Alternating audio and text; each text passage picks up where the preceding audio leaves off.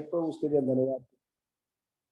तेरी उपस्थिति के लिए हम धन्यवाद करते हैं कि तूने इस संध्या समय में ब्रदर असेंबली द्वारा प्रभु क्रमबद्ध तरीके से बाइबल स्टडी लेने के लिए प्रभु तूने हमें सहायता किया, उसके लिए धन्यवाद कर। पिछले दिनों में प्रभु इन अवसरों में प्रभु हम तेरे वचन को सुनने पाए तेरे दास द्वारा, उसके लिए धन्यवाद कर।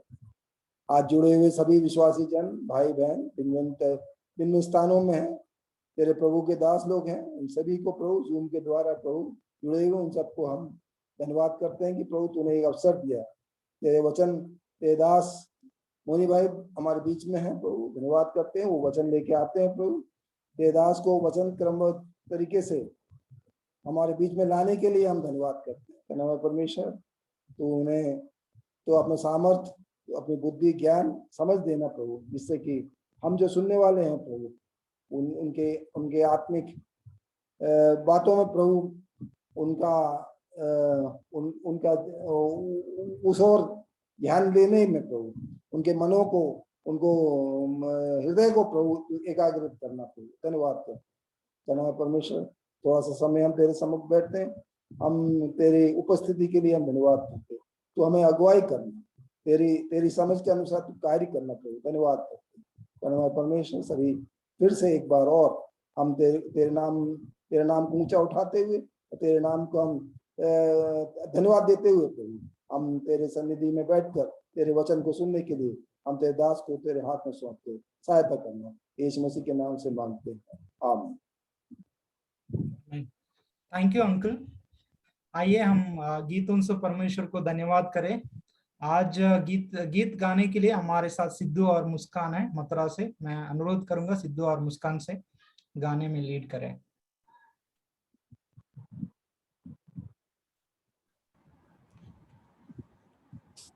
सबको जय मसीह की, प्रभु के नाम की महिमा हो। प्रभु ने हमें ये समय दिया कि परमेश्वर की आराधना इस प्रकार बैठकर और जुड़कर हम प्रभु की आराधना और स्तुति कर सकें। हम जो गीत अभी गाने जा रहे हैं उसका बोल इस प्रकार है, प्राण निकल जाएगा पहुंचूंगा मैं प्रभु के पास। उस सुंदर गीत के लिए, उस हमारी स्वर्गीय आशा, हमारे जीवन की वो सुंदर आशा जो प्रभु में हमें मिली, उस गीत का बखान उस आशा का बखान ये गीत करता है। आइए हम उस गीत को गाएं। प्राण निकल जाएगा पहुंचूंगा मैं प्रभु के पास, स्वीकार करेगा मुझे अपने दे, विश्राम मैं पाऊंगा। प्राण निकल जाएगा पहुंचूंगा मैं प्रभु के पास, स्वीकार करेगा मुझे अपने दे, विश्राम मैं पाऊंगा। कितना आराम कितना सुख में वह मेरा जीवन होगा, दुख से भरे जगत को मैं छोड़कर चला जाऊंगा। कितना आराम कितना सुख में वह मेरा जीवन होगा, दुख से भरे जगत को मैं छोड़कर चला जाऊंगा। छोड़ जाऊंगा पहनूंगा मैं स्वर्गीय को, तैयार किया है जिसका ही वचन परमेश्वर के द्वारा। छोड़ जाऊंगा पहनूंगा मैं स्वर्गीय को, तैयार किया है जिसका ही वचन परमेश्वर के द्वारा। पाऊंगा मैं अनमोल वरदान, न कभी मुरझाएगा, सुख से भरा देश रहूंगा, नित मैं वहाँ रहूंगा। सुख से भरा देश रहूंगा, नित मैं वहाँ रहूंगा। पार कर जाऊंगा एक ही पल में इस जगत को, तेरा सरीखा मेरा ये घर गिराया जाएगा।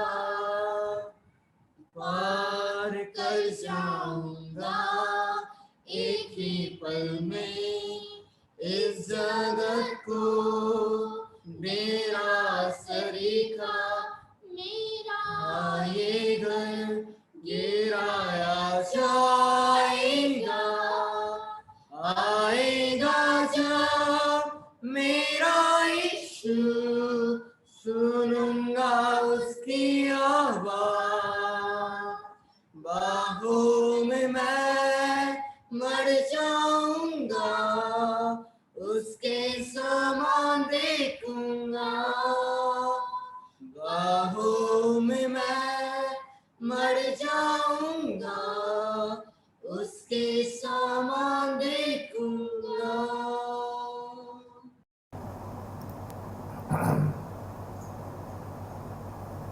थैंक यू सिद्धू एंड मुस्कान। तो मैं अनुरोध मैं आशा करता हूँ शुक्रवार के बाइबल अध्ययन में आप सभी आशीष पा रहे हैं। अभी हम मरकुस रचित सुसमाचार 11वीं अध्याय में पहुंचे हैं। आज का जो अध्ययन का विषय है जो यीशु मसीह का यरूशलेम में प्रवेश, तो जीसस एंट्री इनटू जेरूशलेम। तो आज की अध्ययन लेने के लिए प्रभु की दास हमारे साथ तैयार हैं। मैं आगे की समय मैं प्रभु के दास में देता हूँ अध्ययन ले। Thank you.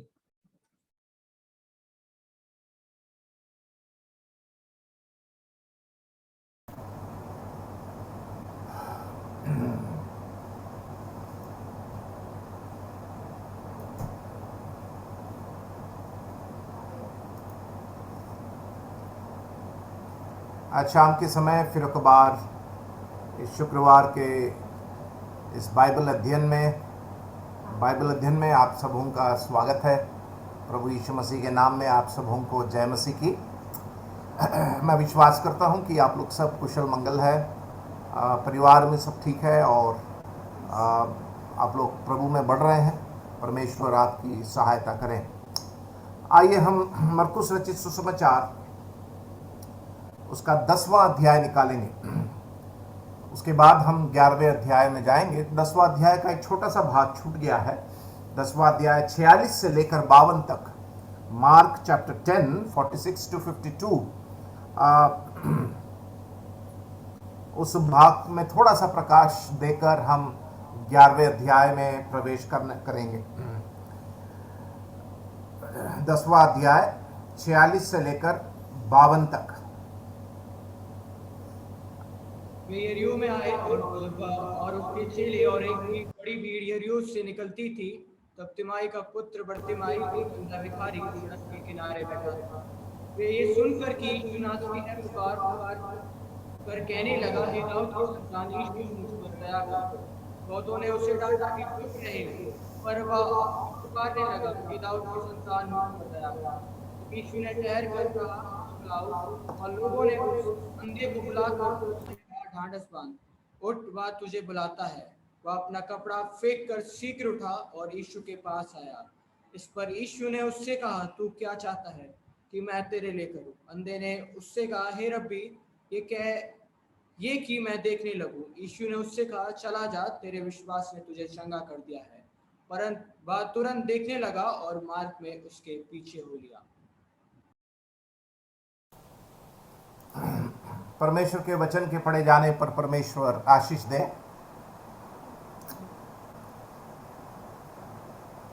प्रभु यीशु मसीह के सेवकाई के समय का आखिरी वक्त है ये, और प्रभु यीशु मसीह इसके पश्चात यरूशलेम के उस महाप्रवेश में जाने वाले हैं 11वें अध्याय में।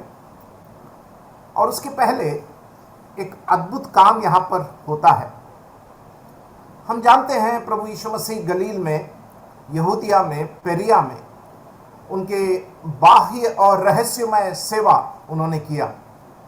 और वो सेवा का अंतिम घटना है ये, जब उन्होंने एक अंधे व्यक्ति जिसका नाम बर्तिमाई था उसको उन्होंने चंगाई दिया।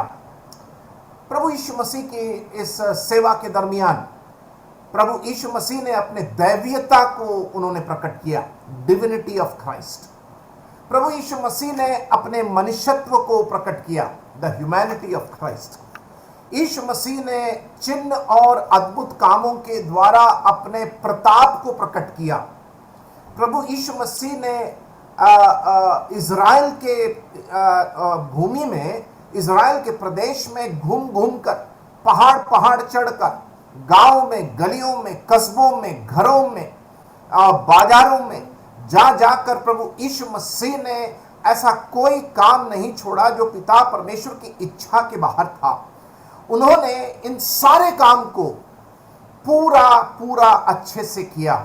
लोगों के बीच में रहे, लोगों की समस्याओं को उन्होंने सुना, उद्धार का सुसमाचार प्रचार किया, परमेश्वर के राज्य के बारे में उन्होंने प्रचार किया।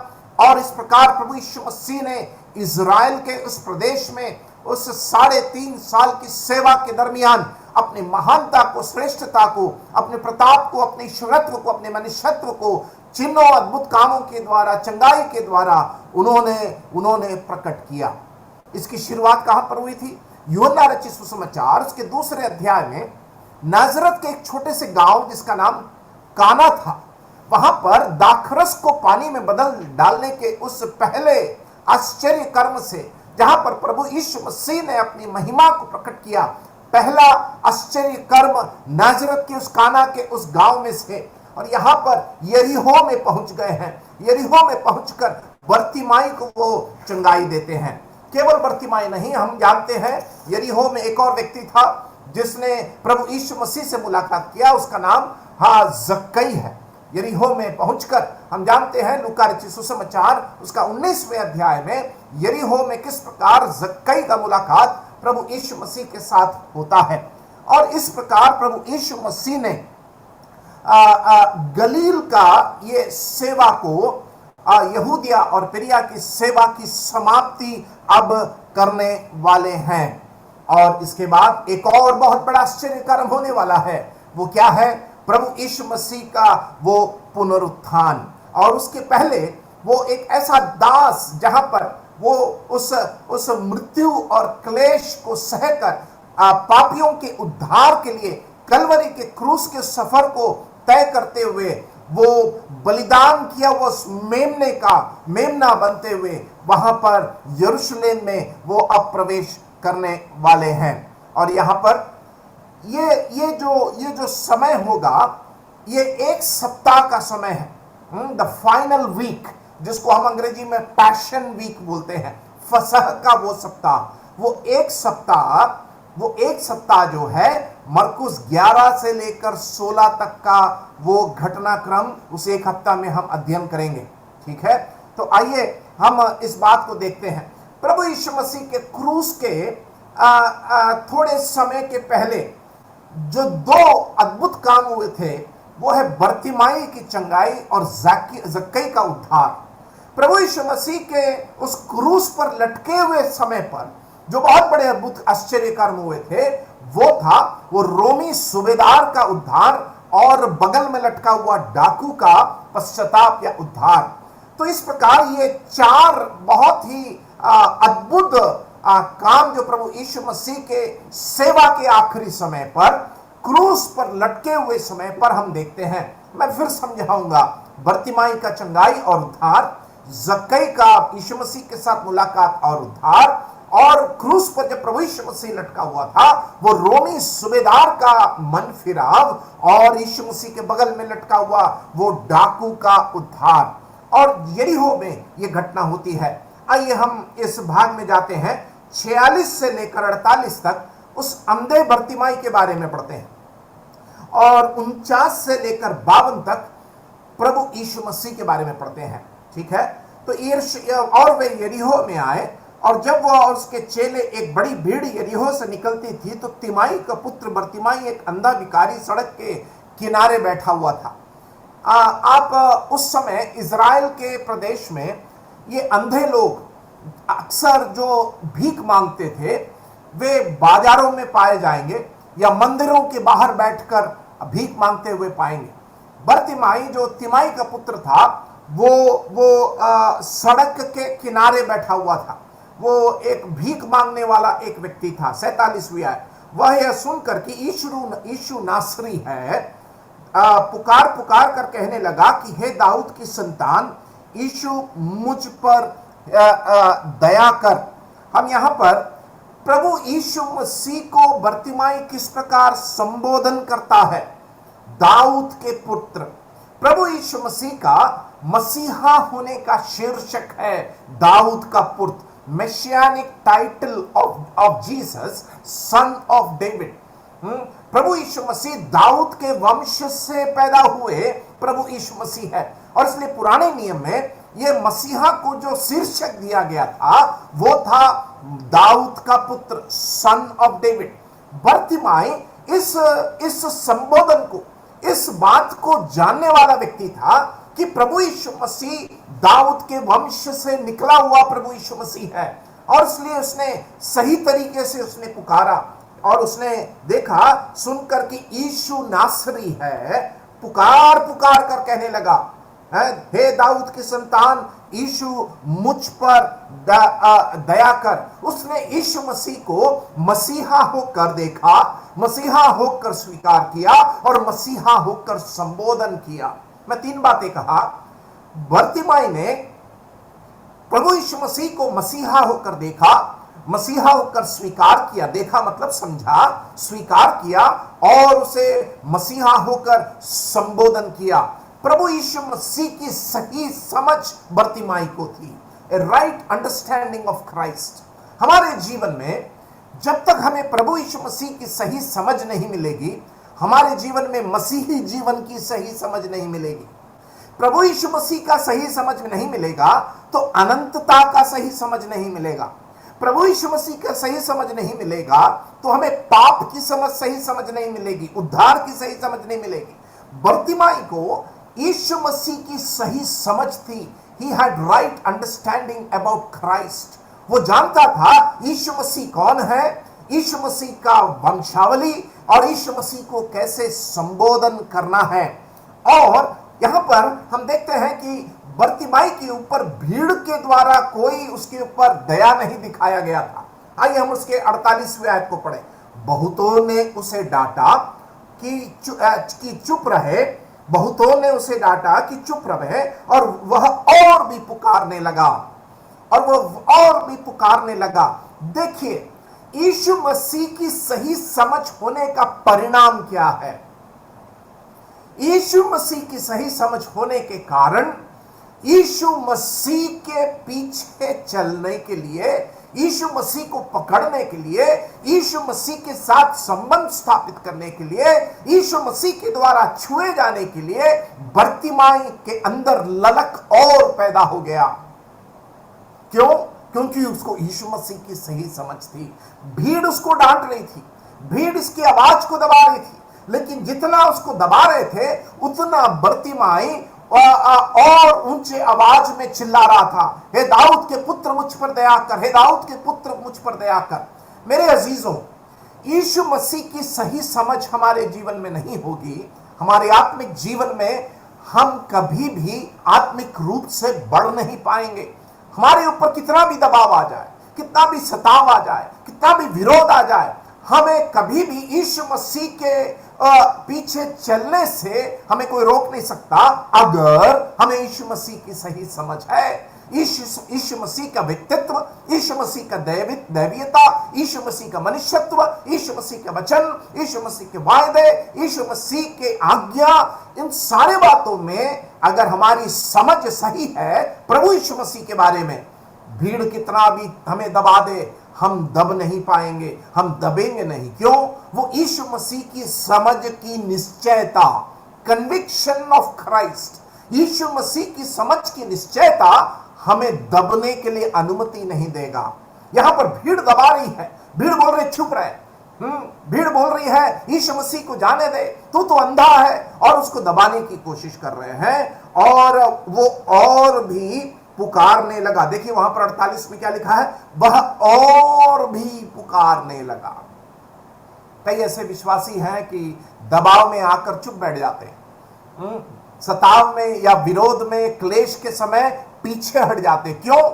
यीशु मसीह की सही समझ अभी तक प्राप्त नहीं हुई है, या फिर यीशु मसीह के पीछे क्यों चल रहे हैं उसका सही कारण उन्हें नहीं पता, इसलिए वो पीछे चले जाते हैं। जिस विश्वासी को यीशु मसीह की सही समझ है, यीशु मसीह का इस संसार में आने का कारण, यीशु मसीह क्रूस पर क्यों बलिदान हुए, यीशु मसीह का पुनरुत्थान, यीशु मसीह की उन सारे बुनियादी बातों की सही पकड़ एक विश्वासी को अगर है तो वो कभी भी पीछे नहीं जाएगा। लोग कितना भी दबाए, वो और भी चिल्लाएगा, और भी गीत गाएगा, और उत्साह के साथ उसके पीछे चलेगा। बर्तिमाई के अंदर हम इस गुण को देखते हैं। आइए हम उसके 49 में पढ़ते हैं, वर्स 49। तब यीशु ने उठकर कहा, तब यीशु ने ठहर कर कहा, उसे बुलाओ। प्रभु यीशु मसीह खोजियों को कभी तिरस्कार नहीं करते हैं, उसको पुकारने वालों को कभी वो त्यागते नहीं हैं। संकट के दिन तो मुझे पुकार तो मैं तेरी सुनूंगा, भजन संहिता में पढ़ते हैं, तुम ढूंढोगे तो पाओगे, खटखटाओ तो तुम्हारे लिए खोला जाएगा। प्रभु यीशु मसीह के वायदे हैं।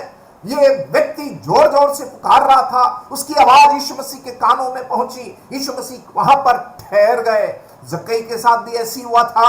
गूलर के पेड़ में चढ़कर जक्कई जब बैठा हुआ था, यीशु मसीह गूलर के पेड़ के सामने जाकर ठहर गए। उसको ऊपर देखते और बोलते जक्कई, तो झट नीचे उतर आ। वहां पर जक्कई के अंदर ललक थी यीशु मसीह को देखने के लिए। यहां पर बर्तिमाई को ललक थी यीशु मसीह से चंगाई प्राप्त करने के लिए। यीशु मसीह ठहर कर कहा, उससे बुलाओ, और लोगों ने उस अंधे को बुलाकर उससे कहा, ढाढ़स बांध। देखो भीड़ की भाषा बदल गई। दबाने वाले जो उसको कोस रहे थे, उसकी आवाज को दबा रहे थे, अब उसको बोल रहे हैं ढाढ़स बांध। उनकी भाषा बदल गई। जब यीशु मसीह ने भीड़ को कहा उसे बुलाओ, तो भीड़ की भाषा बदल गई। वो उस अंधे व्यक्ति से कहते हैं ढाढ़स बांध। देखिए यह भीड़ जो है, अर्थात ये जो भीड़ उसके पीछे जो चल रही है, और हमारे साथ भी एक भीड़ जो चल रही है, आप कभी अनुमान नहीं लगा पाएंगे कि इनका रंग कब बदलेगा। ये गिरगिट के समान अपने रंग को बदलने वाले लोग हैं। लेकिन बर्तिमाई का लक्ष्य एकदम सटीक था। वो यीशु मसीह को ही पुकार रहा था। उसने भीड़ में से किसी को नहीं कहा कि मुझे उठा कर ले जाओ, मुझे उस तक पहुंचाओ। वो यीशु मसीह को ही पुकारा। इसलिए हम इब्रानियों की पत्री उसके 12वें अध्याय में पढ़ते हैं, उद्धार के कर्ता सिद्ध करने वाले यीशु को ही ताकते रहे। भीड़ को नहीं कहा, अरे आज एक दिन आया है, नासरत का यीशु आया है, दाऊद का पुत्र आया है, मुझे कोई बचा लो, मुझे लेकर जाओ, नहीं कहा। उसने यीशु मसीह को पुकारता रहा, पुकारता रहा, पुकारता रहा। इसको बोलते हैं मसीही जीवन में विश्वास की धीरता रखना, द एंड्योरेंस इन फेथ।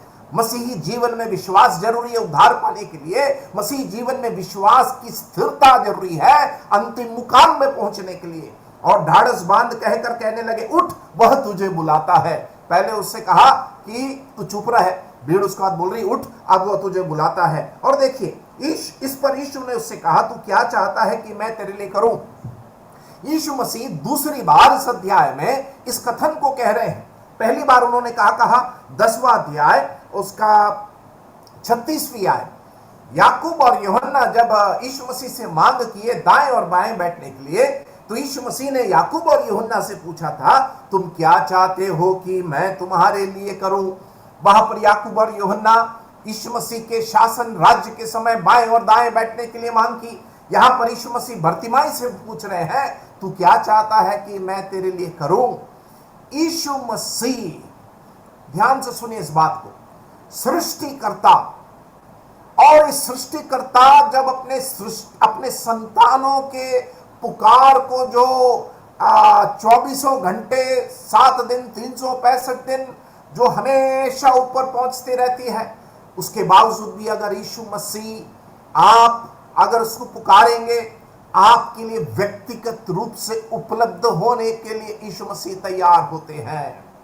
भीड़ की आवाज इतना ज्यादा था, उसके बीच में भी यीशु मसीह बर्तिमाई की आवाज को सुन लिया। मैं क्या कहना चाहता हूं, परमेश्वर की उपस्थिति में सिंहासन में करोड़ों करोड़ों करोड़ों संतों की, संतानों की, बेटे बेटियों की पुकार पहुंचती है। उसके बीच में अगर आप पुकारेंगे, परमेश्वर प्रभु यीशु मसीह आपके प्रार्थना के लिए ऐसे उपस्थित होते हैं जैसे वो आपके लिए ही उपस्थित होकर आपके प्रार्थना को सुनने के लिए तैयार होते हैं। समझे आप मैं क्या बोलना चाहता हूं?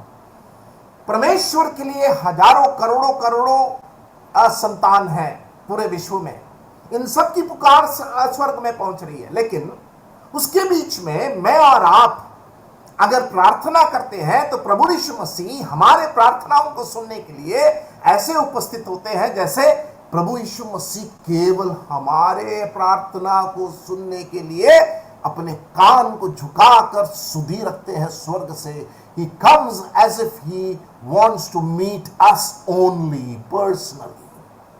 ऐसा एक मसीह जो हमारे लिए सुधि रखता है, भीड़ के बीच में भी रोने की आवाज को सुनकर वो तत्पर होने वाला मसीह, इंतजाम करने वाला मसीह, वो सांत्वना देने वाला मसीह को यहां पर हम देखते हैं।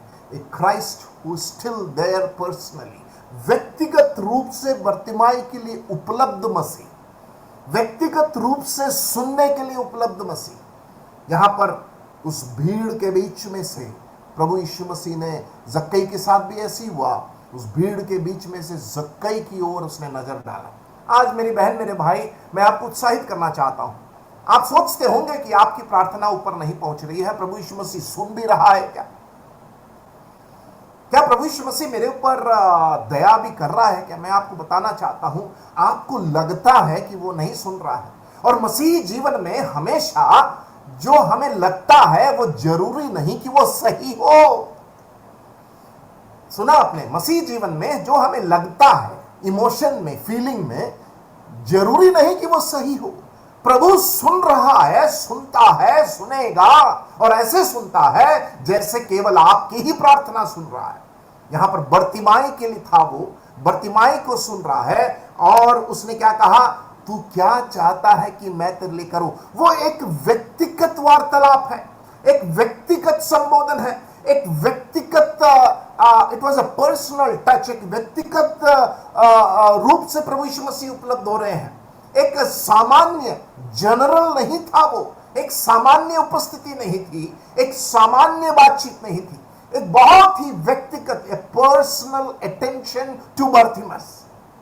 बहुत ही प्रभु यीशु मसीह के स्वभाव को वहां पर हम देखते हैं, जो हमारे लिए व्यक्तिगत रूप से विनती को सुनने वाला, हमारे लिए व्यक्तिगत महायाजक, पिता के पास पहुंचाने वाला, हमारे लिए अपने कान को लगाने वाला, व्यक्तिगत रूप से वैसे मसीह पर हमने विश्वास किया है। एक सामान्य रूप से हमसे बर्ताव करने वाला नहीं, एक व्यक्तिगत रूप से बर्ताव करने वाला मसीह, the one who deals with us personally। और किनसे वो बर्ताव करता है? जिनका उसके साथ व्यक्तिगत संबंध है। यहां पर प्रभु यीशु मसीह कहते हैं, तू क्या चाहता है कि मैं तेरे लिए करूं? उसने क्या कहा?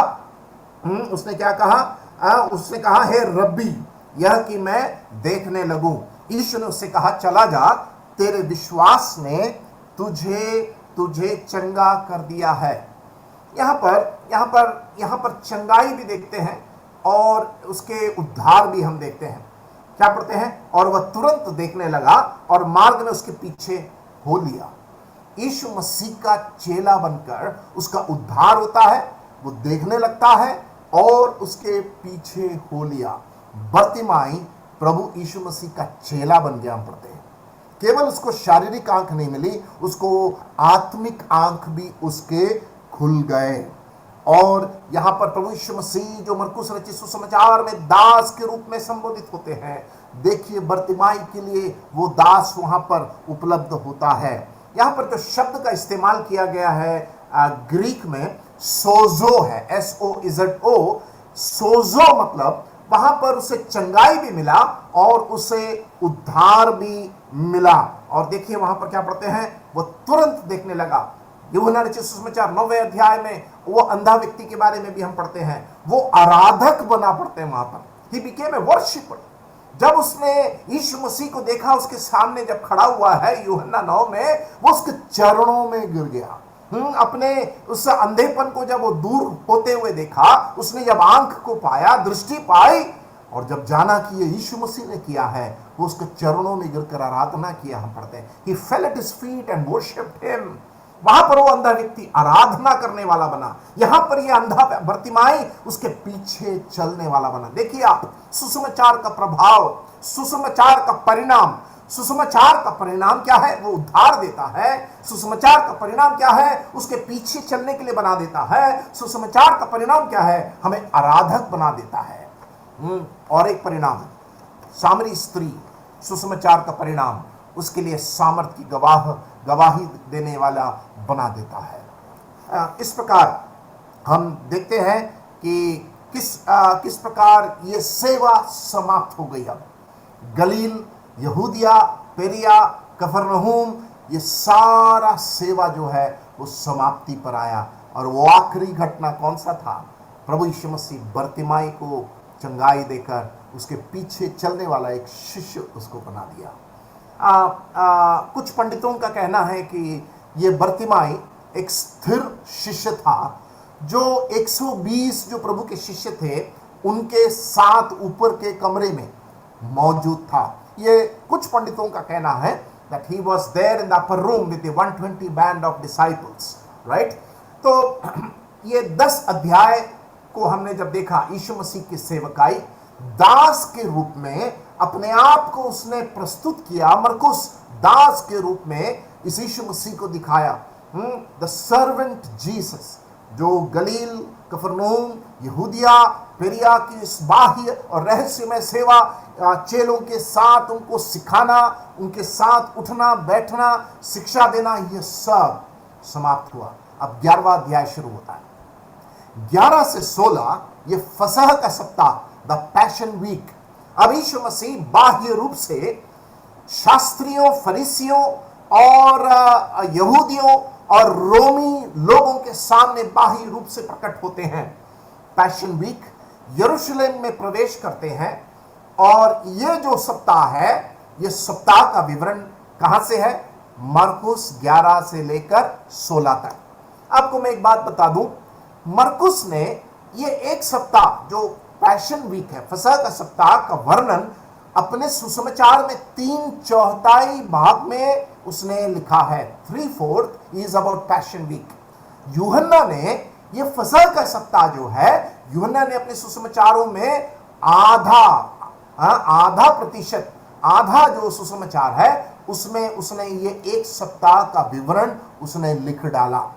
खासकर यूहन्ना 19 के पहले से ही आधा सुसमाचार, यूहन्ना सुसमाचार में हम ये एक सप्ताह का विवरण हम पढ़ते हैं। और ये जो विवरण है, मत्ती रचित सुसमाचार 21 का 1 से 11, लूका 19 का 29 से लेकर 40 तक, और यूहन्ना 12 का 12 से 19 तक। ये मरकुस 11 का जो विवरण है वो हम इन तीनों सुसमाचारों में पढ़ते हैं। मत्ती 21 1 से 11, मरकुस 11 1 से 11, लूका 19 29 से 40 और यूहन्ना 12 12 से 19 तक। ये चारों सुसमाचार में ये घटना, यरूशलेम में जो प्रवेश है उसका विवरण हम पढ़ पाते हैं। आइए हम शुरू करते हैं 11वां अध्याय। सिद्धू।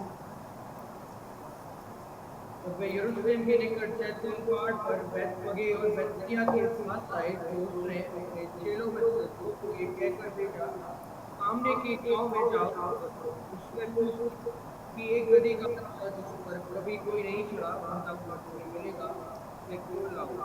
यदि तुम में से कोई उसी के शुरू करते हो तो कहना को इसका प्रयोजन है, और वह शीघ्र उसे यहाँ भेज देगा। उन्हें जाकर बच्चे को द्वार पर 500 में बना हुआ पाया और खोलने लगा। उनमें से जो वहाँ खड़े थे कोई कोई कहने लगे, ये क्या करते हो, गधी के बच्चों को क्यों खोलते हो? ऐसा यीशु ने कहा था, वैसे ही उन्होंने उनसे कह दिया था, उन्होंने उन्हें जाने दिया। उन्होंने बच्चे को यीशु के पास अपने कपड़े डाले और वह पर बैठ गए। बहुतों ने अपने कपड़ों मार्ग में करे और उन्हें खेतों में से डालियां काट काट कर फैला दी। जो उसके आगे आगे जाते और पीछे पीछे चलते थे, कहते जाते थे, होसन्ना, धन्य है वह जो प्रभु के नाम से आता है, हमारे पिता दाऊद का राज्य जो आ रहा है, धन्य है आकाश में। यहूदी मंदिर में आया, चारों को देखकर द्वारों के बैठने गया। धन्यवाद। परमेश्वर के वचन के पढ़े जाने पर परमेश्वर आशीष दे। यहाँ पर एक ट्रांजिशन हो रहा है। ट्रांजिशन समझते हैं? ट्रांजिशन मतलब एक परिवर्तन हो रहा है। मरकुस 10 और मरकुस 11 के बीच में एक परिवर्तन हो रहा है। मरकुस 10 तक यीशु मसीह की सेवा। अब हम यीशु मसीह का यरूशलेम में प्रवेश और यीशु मसीह का मृत्यु और उसके गाड़े जाने और पुनरुत्थान और यीशु मसीह का उस जीवन को हम देखने जा रहे हैं, जो 11 से लेकर 16वें अध्याय तक का विवरण है। और ये जो समय था एडी 30 के आसपास, एडी 30 में है। एडी 30 मतलब ईसा पूर्व 30 एडी। और यहूदी कैलेंडर के अनुसार, यहूदियों के कैलेंडर के अनुसार ये निसान का महीना था। ठीक है, निसान जो पहला यहूदी महीना, जूइश कैलेंडर, यहूदी कैलेंडर के अनुसार पहला महीना जो निसान का होता है। और निसान के पहले महीने के 10वें दिन वो यरूशलेम में प्रवेश करते हैं। यरीहो से होकर वो ऊपर की ओर वो यरूशलेम में चढ़कर वो प्रवेश करते हैं 10वें दिन, राइट। और यीशु मसीह की जो मृत्यु है वो 14वें दिन था, अर्थात शुक्रवार को था।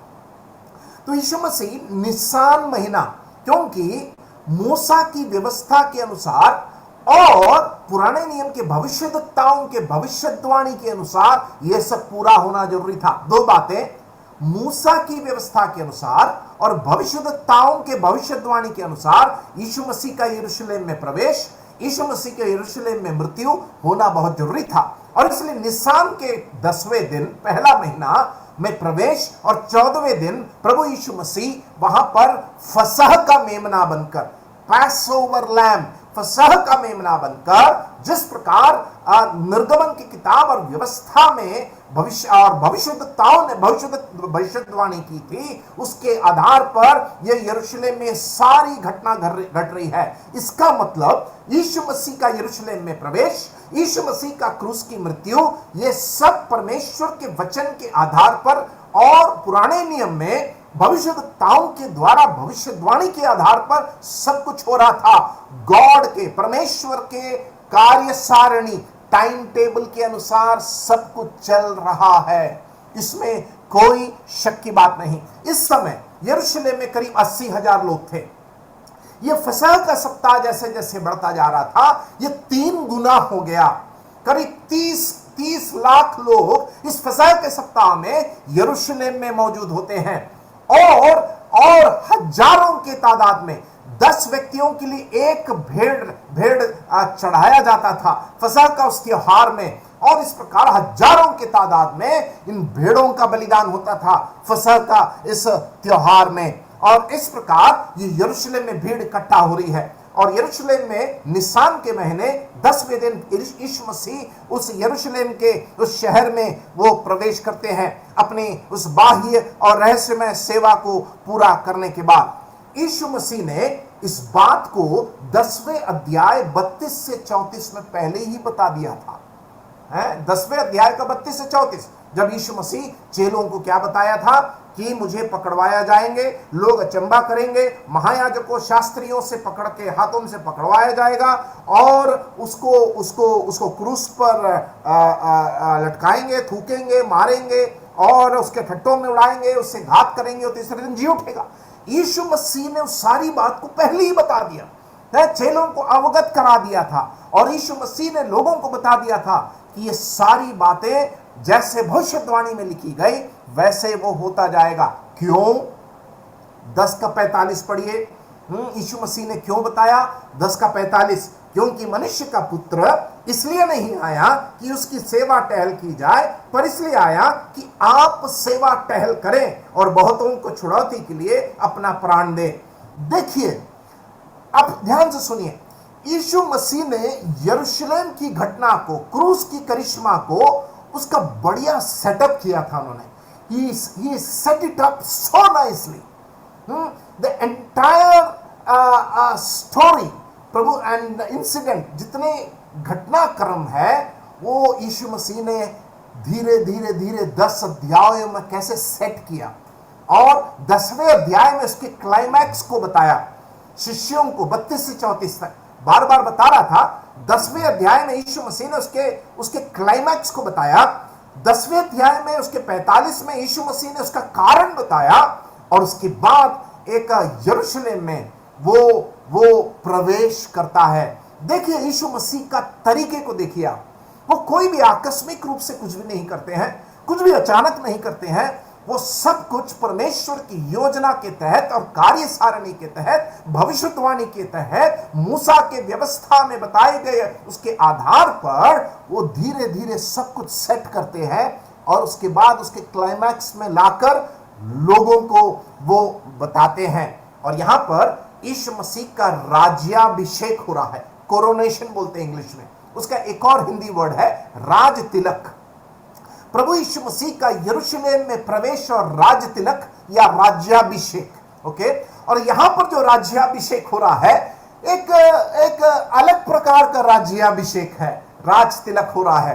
क्योंकि किसी व्यक्ति का राज तिलक या राज्याभिषेक होता है वो गधे के ऊपर नहीं होता है, घोड़े के ऊपर होता है, अचानक नहीं होता है। उसकी योजना बनाई जाती है, बहुत ढिंडोरा पीटा जाता है, बहुत बड़ा आडंबर के साथ होता है, लेकिन ऐसा कुछ नहीं था। इसीलिए यीशु मसीह का यरूशलेम में जो प्रवेश और राज्याभिषेक या राज तिलक जो है वो गलत प्रकार का था, क्योंकि लोगों ने यीशु मसीह को इस प्रकार स्वागत और राज तिलक और राज्याभिषेक कर कर इस आकांक्षा कर रहे थे कि ये राज्य की स्थापना करेगा, रोमियों को हराएगा और उनको मसीहा होकर अपना मसीहा होकर अपनी राज्य की स्थापना करेगा। यही तो लोग यीशु मसीह से आकांक्षा कर रहे थे। मसीहा आएगा, यहूदियों की राज्य की स्थापना होगी और रोमियों को वो हराएगा, अपने पॉलिटिकल किंगडम को स्थापित करेगा। और इस प्रकार की धारणा लोग बनाकर रखे थे, लेकिन यीशु मसीह ने ऐसा नहीं किया। दास होकर उसने सेवा की और दास होकर वो कलवरी के क्रूस में वो मेमना बन गया। उनके अपेक्षाओं के ऊपर यीशु मसीह ने पानी फेर दिया और इसलिए उनकी भाषा बदल गई, उनके कर्म बदल गए। जो उसके सामने नमस्कार करते थे, चादर फैलाते थे, वे सब मिलकर यीशु मसीह को क्रूस पर टंगा दिया। क्यों? क्योंकि यीशु मसीह ने उनके आकांक्षाओं पर पानी फेर दिया। क्या?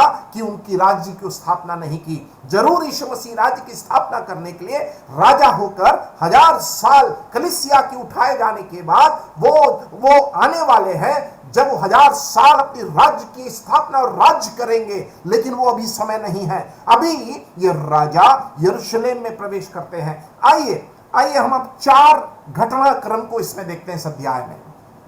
4 घटनाक्रम। पहला, यीशु मसीह का यरूशलेम में मसीहा होकर प्रवेश, एंट्री टू यरूशलेम as messiah and return to Bethany.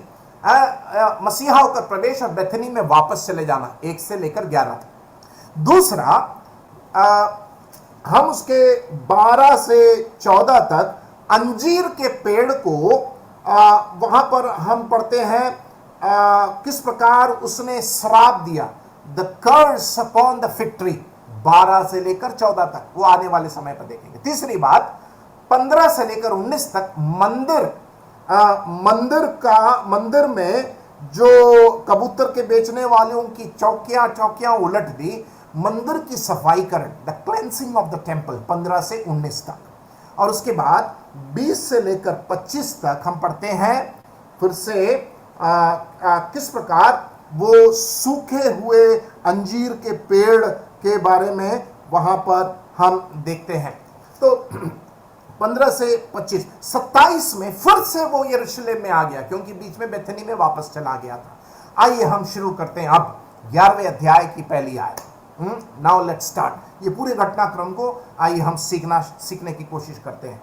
जब यरूशलेम के निकट जैतून पहाड़ पर बेतफगे और बेथनिया के पास आए, तो उसने अपने चेलों में से 2 को यह कहकर भेजा। 3 जगह के बारे में यहां पर लिखा है। पहला है यरूशलेम के निकट जैतून का पहाड़। ये जैतून का पहाड़ जो है यरूशलेम और बेथनी के बीच में था, बिटवीन बेथनी एंड यरूशलेम। दूसरा है बेतफगे। बेतफगे जो है वो यरूशलेम के पूर्वी इलाके में एक छोटा सा शहर था। मत्ती रचित सुसमाचार 21वें अध्याय में भी बेतफगे का वर्णन है, और कहीं बेतफगे का हम जिक्र बाइबल में नहीं पढ़ते हैं। ये बेतफगे का मतलब है ना पका हुआ अंजीर का घर, हाउस ऑफ अनराइप फिग्स। बेतफगे शब्द का अर्थ है हाउस ऑफ अनराइप फिग्स, मतलब अंजीर का घर जो पका हुआ नहीं है। बेतफगे का मतलब वो है। उसके बाद हम एक और शहर को हम देखते हैं, यहां पर जगह को देखते हैं, बेथनी। बेथनी प्रभु यीशु मसीह का बहुत ही प्रियतम जगह था। क्यों? बेथनी में खास प्रभु यीशु मसीह के वो बहनें मरियम, मार्था और उनका भाई लाजरस का घर था। लाजरस को जिलाया हुआ जगह था। प्रभु यीशु मसीह बहुत प्रख्यात हुआ जगह था। He became very famous in Bethany. Simon जो कोढ़ी था उसका भी घर बेथनी में था। तो प्रभु यीशु मसीह बेथनी में बहुत ज्यादा समय बिताए हुए, ये उनका बहुत ही प्रियतम शहर, और ये परिवार, ये जो बहनें, ये भाई मरियम, मार्था, लाजरस, इनका घर था बेथनी में। और ये जैतून के पहाड़ के पूर्वी इलाके में ये स्थित था, और यरूशलेम के में से 2 मील दूर का ये जगह था। अब जब यूहन्ना की रचित सुसमाचार पढ़ेंगे, आप देखेंगे कि यरूशलेम में यीशु मसीह बार बार गए। मरकुस रचित सुसमाचार में जब पढ़ते हैं कि प्रभु यीशु मसीह यरूशलेम के प्रवेश को मरकुस एक ही बार समझाया है, लेकिन यूहन्ना में यरूशलेम में बार बार जाते हुए हम पढ़ते हैं। तो अब दूसरी आयत कि अपने सामने के गांव में जाओ, और उसमें पहुंचते ही एक गधी का बच्चा जिस पर कभी कोई नहीं चढ़ा, बंधा हुआ तुम्हें मिलेगा, उसे खोल लाओ। जाओ। आप जब जाओ सुनते हैं तो आपके मन में क्या आता है? मत्ती 28 उसका 19-20 है, जाओ, the great commission of the lord Jesus Christ. प्रभु यीशु मसीह ने शिष्यों को श्रेष्ठ आज्ञा दिया, जाओ और पिता, पुत्र और प्रभु यीशु मसीह के नाम से लोगों को चेला बनाओ और उन्हें बपतिस्मा दो। यहां पर भी प्रभु यीशु मसीह उनसे बोल रहे हैं जाओ। तो पहली बात, द लॉर्ड्स कमीशन, प्रभु यीशु मसीह की आज्ञा को हम यहां पर सर्वप्रथम पढ़ते हैं। देखिए उसके पहली आयत में, उसने अपने चेलों में से 2 को यह कहकर भेजा। यीशु मसीह भेजने वाले मसीह है, यीशु मसीह बुलाने वाले मसीह है, सेवा में बुलाकर भेजने वाला मसीह है, परमेश्वर है। तो सर्वप्रथम यहां पर प्रभु की श्रेष्ठ आज्ञा को हम पढ़ते हैं, द लॉर्ड्स कमीशन। इसके अंदर हम कुछ पॉइंट्स को हम देखेंगे। पहली बात, दूसरे आयत में हम पढ़ते हैं, अपने सामने के गांव में जाओ, और उसमें पहुंचते ही एक गधी का बच्चा जिस पर कभी कोई नहीं चढ़ा, बंधा हुआ तुम्हें मिलेगा, उसे खोल लाओ। यहां पर प्रभु यीशु मसीह का वो सर्व ज्ञान को हम देखते हैं। सर्वज्ञानी प्रभु यीशु मसीह, जो पहाड़ की ऊंचाई और समुद्र की गहराई और आपके मनसा के विचार को जानने वाला, पहाड़ की ऊंचाई, समुद्र की गहराई और आपके मनसा के हर एक विचार को जानने वाला सर्वज्ञानी मसीह, जो जानता था कि एक गधी का बच्चा एक गांव में है जिस पर कभी कोई नहीं चढ़ा। उस पर गोला मारिए जरा, कभी कोई नहीं चढ़ा। उसका मतलब क्या है? उसका मतलब यह है कि यहूदी लोग जो होते थे वो एक जानवर को एक पवित्र काम के लिए जब ठहराते थे तो उस पर किसी को बैठाते नहीं थे, और इस प्रकार का एक जानवर था ये। सोच के देखिए, सिकंदर जब इस पूरे विश्व को अपने मुट्ठी में लिया तो वो कैसे आया होगा, उसकी वाहवाही कैसे हुई होगी, राइट। इस संसार के राजा लोग कैसे घुड़सवार में आते हैं, उनकी वाहवाही होती है, चादर बिछाए जाते हैं, कारपेट बिछाए जाते हैं, फूल फहराए जाते हैं, फेंके जाते हैं और ढिंडोरा पीटा जाता है। यहां पर देखिए, सृष्टिकर्ता एक गधे को बुला रहा है, मांग रहा है, बोलता है उसको, गधी के बच्चे को बुला रहा है। यह है दास का स्वभाव, जो घोड़े को नहीं मंगवाया, गधी के बच्चे को बुलाया। और गधे के बच्चे को किसको कहे काम, गधे के बच्चे का प्रयोजन किसके लिए है। यहां पर प्रभु यीशु मसीह जो दास होकर मरकुस प्रस्तुत करता है, वो उस गधे के बच्चे में कहता है कि आगे के गांव में जाओ और उसमें पहुंचे गधी का बच्चा जिस पर कभी कोई नहीं चढ़ा। ऐसा एक गधी का बच्चा जिसको प्रभु यीशु मसीह जानता था, उस गांव के बारे में जानता था, कहां बंधा हुआ जानता था, और वो कहता है तुम्हें मिलेगा, उसे खोल कर लाओ। यह प्रभु यीशु मसीह के सर्व ज्ञान को दिखाता है। केवल इतना ही नहीं, यीशु मसीह के भविष्यवाणी की ज्ञान को भी बताता है। निकालिए जकरिया का किताब 9वां अध्याय, जकरिया का किताब 9वां अध्याय और उसकी 9वीं आयत को पढ़ें। जकरिया का किताब उसका 9वां अध्याय उसकी 9वीं आयत। हे सियोन बहुत ही मगन हो, हे यरूशलेम जय जयकार कर, क्योंकि तेरा राजा तेरे पास आएगा। वह धर्मी और उद्धार पाया हुआ है, वह दीन है, देखिए वह दीन है और गधे पर वरन गधी के बच्चे पर चढ़ा हुआ आएगा। जकरिया ने सालों साल पहले यीशु मसीह का यरूशलेम में गधी के बच्चे के ऊपर में प्रवेश की भविष्यवाणी की। उसका पूर्तिकरण यीशु मसीह कर रहे हैं। उस ज्ञान को रखने वाले मसीह, व्यवस्था के ज्ञान को, भविष्यद्वक्ताओं के भविष्यवाणी को जानने वाला मसीह, परमेश्वर की कार्य सारणी के अनुसार काम करने वाले मसीह को देखते हैं। जकरिया ने उस गधे के बच्चे के बारे में भविष्यवाणी की थी। प्रभु यीशु मसीह यरूशलेम में चेलों को कहा, जाओ गधी के बच्चे को पकड़ कर लाओ, जिस पर कोई नहीं बैठा है। क्यों? क्योंकि उसके ऊपर एक पवित्र मसीह को, धर्मी मसीह को बैठने के लिए उसके ऊपर किसी और को अभी तक नहीं चढ़ाया गया था। देखिए, परमेश्वर की कार्य सारणी उस गधे के संबंध में भी कोई उस पर अभी तक नहीं बैठा था। यहूदी संस्कृति के अनुसार किसी पवित्र काम के लिए एक गधे के बच्चे को, जानवर को, उस पर कभी किसी को नहीं बिठाया जाता है। वो गधे के बच्चे भी परमेश्वर की योजना में उस गांव में बना हुआ था। Look at the time table of God. परमेश्वर की कार्य सारणी को आप देखिए, उसमें ना कभी कोई जोड़ सकता है, ना कोई घटा सकता है। वो वैसे के वैसे सब कुछ चलता है। प्रभु यीशु मसीह का सर्व ज्ञान उस गांव में एक गधी का बच्चा है। आपके सर के बाल भी गिने गए हैं मेरी बहन, मेरे भाई। आपके मन के विचार को जानने वाला सर्वज्ञानी, भजन संहिता 139 हमारे मन के विचार को दूर ही से जानता है। हम लोग सोचते हैं कि यीशु मसीह को, परमेश्वर को हम बेवकूफ बना सकते हैं, हम मजाक में लेते हैं।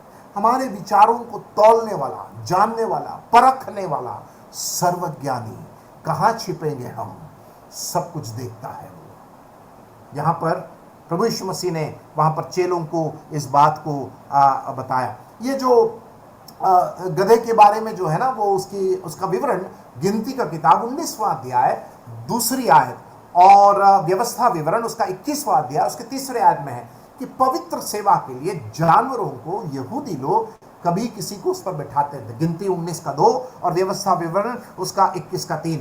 पहली बात, यीशु मसीह का सर्वज्ञान। दूसरा, यीशु मसीह का कॉन्फिडेंस को आप देखिए। Look at the confidence of Christ. देखिए वहां पर 3री आयत को हम जब देखते हैं, 3री आयत में हम जब देखते हैं, यदि तुमसे कोई पूछे यह क्यों करते हो, तो कहना कि प्रभु को इसका प्रयोजन है। गधे का? हाँ, गधे का। प्रभु को इसका प्रयोजन है। उसने शब्द को देखिए, प्रभु को इसका प्रयोजन। इसका मतलब वहां पर जिस किसी का भी वो गधा था, गधी का बच्चा था, उस गांव में वो मसीह को जानता था। मसीह जो प्रभु है उसकी जानकारी थी उसको। हम नीचे उस बात को पढ़ पाएंगे। और यीशु मसीह देखिए क्या कॉन्फिडेंस इस बात को कह रहे हैं। यदि कोई तुमसे पूछे क्यों करते हो, तो कहना कि प्रभु को इसका प्रयोजन है और वह शीघ्र उसे यहां भेज देगा, मतलब लौटा देगा उसका प्रयोजन के बाद। यीशु मसीह का केवल सर्वज्ञान ही नहीं, यीशु मसीह का वहां पर निष्ठा को, उसकी कॉन्फिडेंस को हम देखते हैं कि किस प्रकार यीशु मसीह को मालूम है कि वो गधी का बच्चा वहां पर है और वो खोलकर जरूर भेजेगा। यीशु मसीह के उस ज्ञान की सीमा और यीशु मसीह का उनके काम का ज्ञान की समझ को यहां पर हम देखते हैं, उसका सर्वज्ञान और उसके कॉन्फिडेंस। ठीक है, तो हम यीशु मसीह का उस कमीशन के अंदर ये दो चीज हम देखते हैं। दूसरा मेन पॉइंट, आइए हम उसके चौथे आयत से लेकर 6वीं आयत तक देखेंगे। यहां पर हम यहां पर चेलों का आज्ञाकारिता हम देखते हैं, द डिसाइपल्स ओबीडियंस। पहला यीशु मसीह की आज्ञा, उसके अंदर 2 पॉइंट है, क्या क्या है, यीशु मसीह का सर्वज्ञान और यीशु मसीह का कॉन्फिडेंस, राइट। और अब हम मेन पॉइंट है चेलों की आज्ञाकारिता, द ओबीडियंस ऑफ डिसाइपल्स। चेले यहां पर यीशु मसीह की इस आज्ञा को पालन करते हैं। चौथी आयत, उन्होंने जाकर उस बच्चे को बाहर द्वार के पास चौक में बंधा हुआ पाया। उस गधी के बच्चे को ये चेलों ने चौक में बंधा हुआ पाया और वे खोलने लगे क्योंकि भेजने वाला कौन है, यीशु मसीह। यीशु मसीह ने क्या कहा मत्ती 28 में, पृथ्वी सारा अधिकार मुझे दिया गया है इसलिए जाओ। यीशु मसीह ने भी यहां पर चेलों को वो अधिकार दिया गधे के बच्चे को खोल के लाने का, authority to bring that donkey. और वे चेले बिना हिचकिचाए जाकर खोलने लगे। इतने में क्या हुआ, 5वीं आयत, और उनमें से जो वहां खड़े थे कोई कहने लगे ये क्या कर रहे हो आप, कोई गधी के बच्चे को क्यों खोलते हो। एकदम सामान्य बात है, जो मालिक है जरूर पूछेगा मेरे गधे के बच्चे को क्यों लेकर जा रहे हो। 6वीं आयत में पढ़ते हैं, उन्होंने जैसा यीशु ने कहा था। देखिए ये चेले प्रभु यीशु मसीह के साथ इतने साल रहने के बाद इस प्रभु यीशु मसीह के आज्ञा का पालन करना सीख गए, जैसा प्रभु यीशु मसीह ने कहा था। शिष्यत्व का बहुत बड़ा एक गुण एक चेले के अंदर, एक शिष्य के अंदर, वो यह है यीशु मसीह की आज्ञा का पालन करना, ओबीडियंस। यीशु मसीह से प्रेम करना और यीशु मसीह की आज्ञा का पालन करना एक चेले का सर्वोच्च गुण होना चाहिए। और ये प्रेम बाह्य या शाब्दिक या दिखावा का नहीं होना चाहिए। ये प्रेम जो है समर्पित और दिल की गहराई से त्याग से भरा होना चाहिए। Sacrificial love of a disciple. हम लोगों का प्रेम जो है बाह्य है, शाब्दिक है, शब्दों में है, ज्ञान में है। प्रभु यीशु मसीह ऐसे चेलों को ढूंढ रहा है जो शाब्दिक प्रेम नहीं करते हैं, बाह्य प्रेम नहीं करते हैं, समर्पित प्रेम, कमिटेड लव, सैक्रिफिशियल, एकदम त्यागात्मक प्रेम, और उस प्रेम से उद्भव होने वाला आज्ञाकारिता, लव दैट प्रोड्यूसेस ओबीडियंस। इसलिए यीशु मसीह यूहन्ना 15 अध्याय में क्या कर रहा, जो मुझसे प्रेम करता है मेरी आज्ञा का पालन करेगा। पहला यूहन्ना 2 अध्याय 3 आयत, जो मुझसे प्रेम करता है मेरे आज्ञा का पालन करेगा। आज यीशु मसीह को है, यीशु मसीह के चाहने वालों को वो नहीं ढूंढ रहा है। यीशु मसीह के चाहने वाले बहुत सारे लोग हैं संसार में। हमारे बॉलीवुड के अभिनेता और अभिनेत्री लोग भी यीशु मसीह को चाहने वाले हैं। कुछ नाम आप जानते हैं। पूरे विश्व में ऐसे महान राजनेता लोग हैं राजनीति में जो यीशु मसीह को चाहने वाले लोग हैं, लेकिन यीशु मसीह आज चाहने वालों को नहीं ढूंढ रहा है। He is not looking for fans, he is looking for followers। चाहने वालों को नहीं ढूंढ रहा है, वो यीशु मसीह उसके पीछे चलने वाले, आज्ञा का पालन करने वाले शिष्यों को ढूंढ रहा है। चाहने वाले तो बहुत है। सड़क में जाने वाला कोई भी व्यक्ति को पकड़ ले, बोलेगा हाँ यीशु मसीह मुझे पसंद है, यीशु मसीह पसंद है बोलेगा, है। यीशु मसीह को पसंदगी लोग नहीं चाहिए आज। यीशु मसीह को पीछे चलने वाले अपने त्यागपूर्ण प्रेम जीवन और आज्ञा का पालन करने वाले शिष्य चाहिए। आज ऐसे लोगों को ढूंढ रहा है। क्या आप उस गिनती में है या फिर आप उस पसंदगी चाहने वाले लोगों की झुंड में हैं? जैसे उसने कहा वैसे उसने किया। नूह को परमेश्वर ने जब उस संदूक को बनाने के लिए कहा, नूह जैसे उस जहाज को बनाने को कहा, परमेश्वर ने जैसे कहा वैसे ही किया।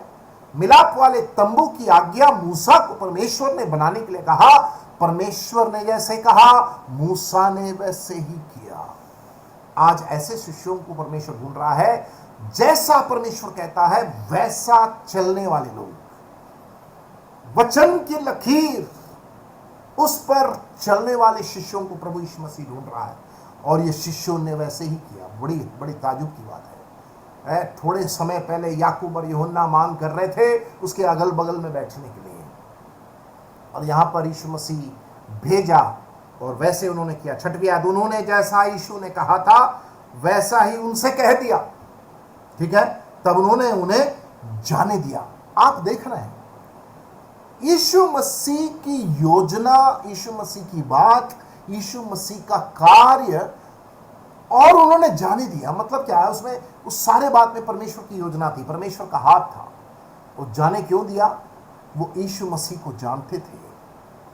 प्रभु ने कहा है, प्रभु की वाणी, प्रभु की बात, प्रभु का काम, प्रभु का आश्चर्य कर्म, बैथनी में लाजर को जिलाया है, ये लोग जानते थे, सुने थे, लोग सुने थे। अरे भैया हो, अरे हमारे प्रभु ने मंगवाया, गधी को छोड़ो छोड़ो, निकालो, ले जाओ यार, कौन है, ले जाओ, जल्दी ले जाओ, क्या काम है, इसके ऊपर कोई बैठा नहीं है, ले जाओ ले जाओ ले जाओ।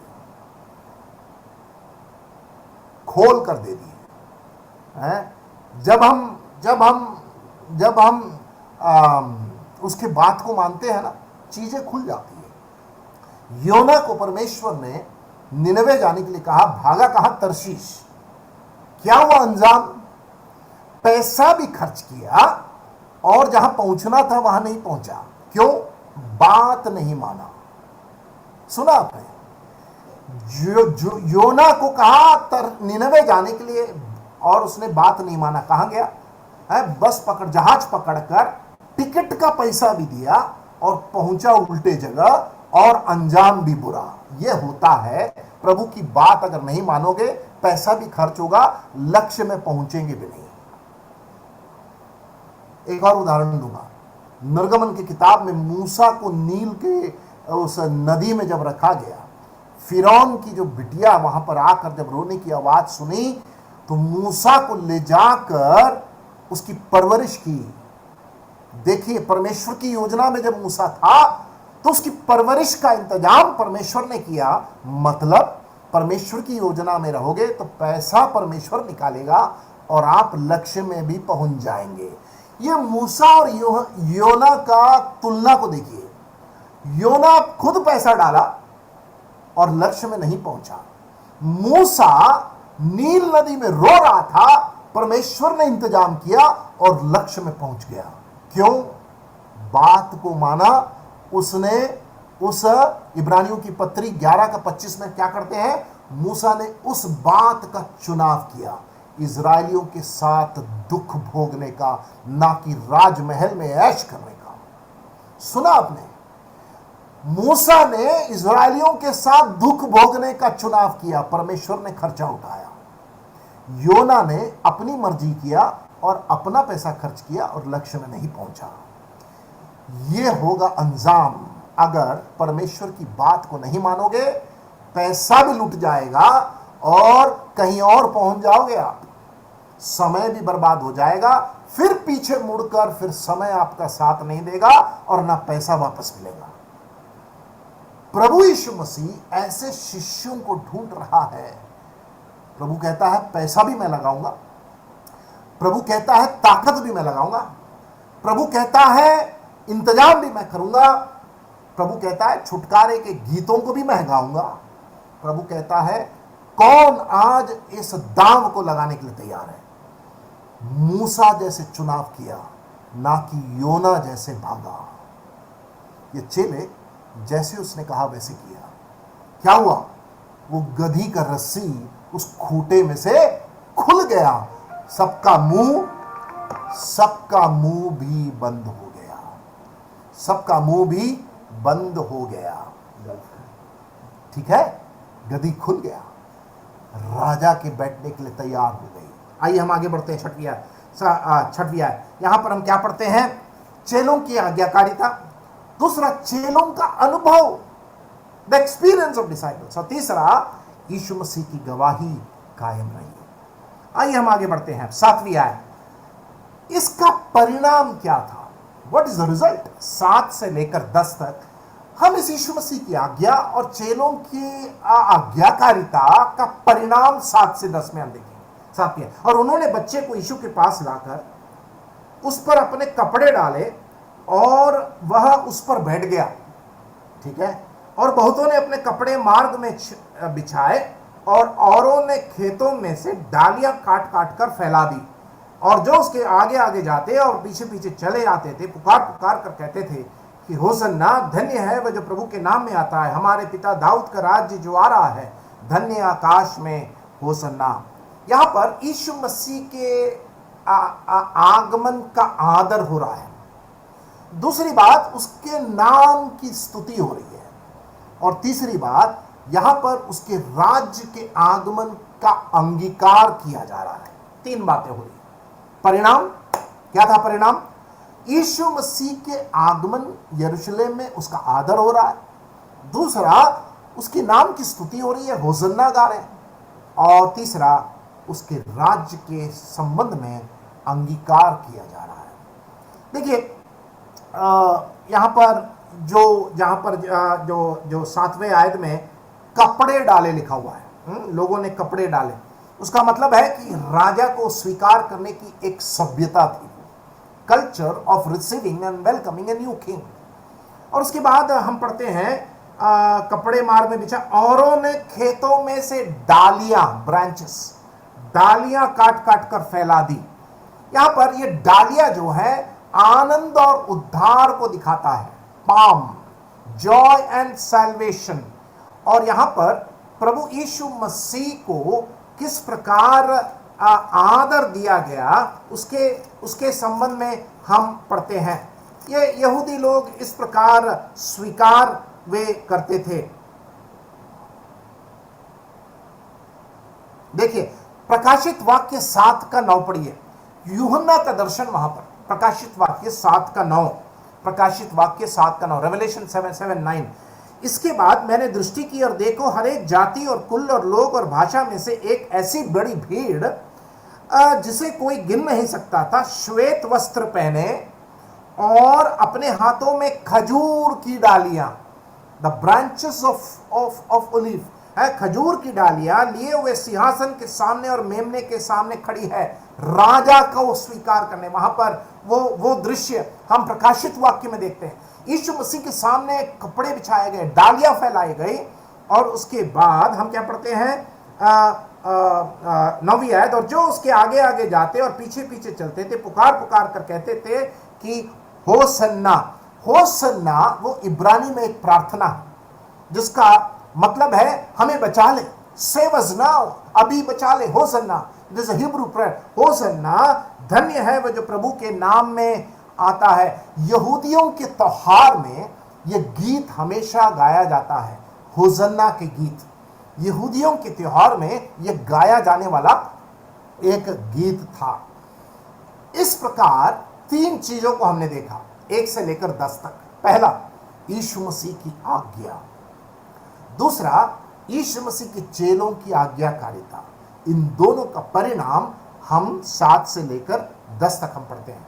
इसकी भविष्यवाणी की गई थी। निकालें भजन संहिता 118 का 26, भजन संहिता 118 का हम 26वीं आयत पढ़ेंगे। 118 का 26, धन्य है वो जो यहोवा के नाम से आता है, हमने तुमको यहोवा के घर से आशीर्वाद दिया है। यहां पर भजनकार ने इस बात को भजन में भविष्यवाणी की जो मरकुस रचित सुसमाचार में हमने अभी पढ़ा। क्या पढ़ते हैं? 11वें अध्याय है, धन्य है वह जो प्रभु के नाम से आता है। भजन संहिता 118 के 26 में हम इसको पढ़ पाते हैं। भजनकार उस बात को कहता है, धन्य है जो यहोवा के नाम से आता है। और परमेश्वर का पुत्र जो राजा है, अभी वो राजा होकर अभी नहीं आया, अभी ये राजा जो है दास बनकर यरूशलेम में प्रवेश किया है। उस फसह का त्योहार में जब यहूदी लोग यरूशलेम में इकट्ठा हो रहे हैं, क्रूस की ओर जाने वाला है प्रभु यीशु मसीह। आखिरी आयत पढ़कर आइए हम समाप्त करते हैं। 11वीं आयत क्या पढ़ते हैं? और वह यरूशलेम में पहुंचकर मंदिर में आया, ठीक है, और चारों ओर सब वस्तुओं को देखकर बारों के साथ बेथनिया गया, क्योंकि सांझ हो गई थी। यीशु मसीह वहां पर यरूशलेम में प्रवेश कर मंदिर का मुआयना किया, मंदिर का मुआयना किया। और मंदिर में क्या देखा?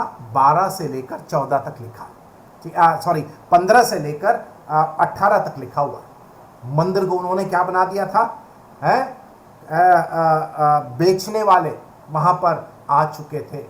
तो प्रभु यीशु मसीह ने उस मंदिर की शुद्धिकरण का काम पहले किया।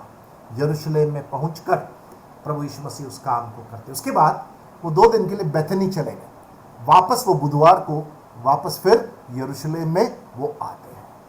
तो इस यरूशलेम के महाप्रवेश को हम इस अध्ययन को आगे बढ़ाएंगे, और किस प्रकार प्रभु यीशु मसीह इस प्रवेश से अंतिम मुकाम उस क्रूस पर पहुंचते हैं, फसह का मेमना बनकर।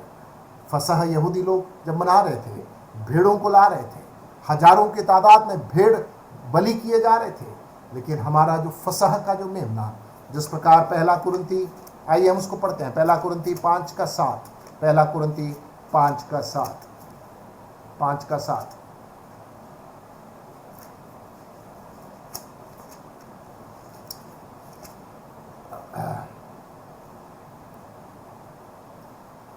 पुराना खमीर निकालकर अपने आप को शुद्ध करो कि नया गूंदा हुआ आटा बन जाओ, ताकि तुम अकमेरी हो, क्योंकि हमारा भी फसह जो मसीह है बलिदान हुआ है।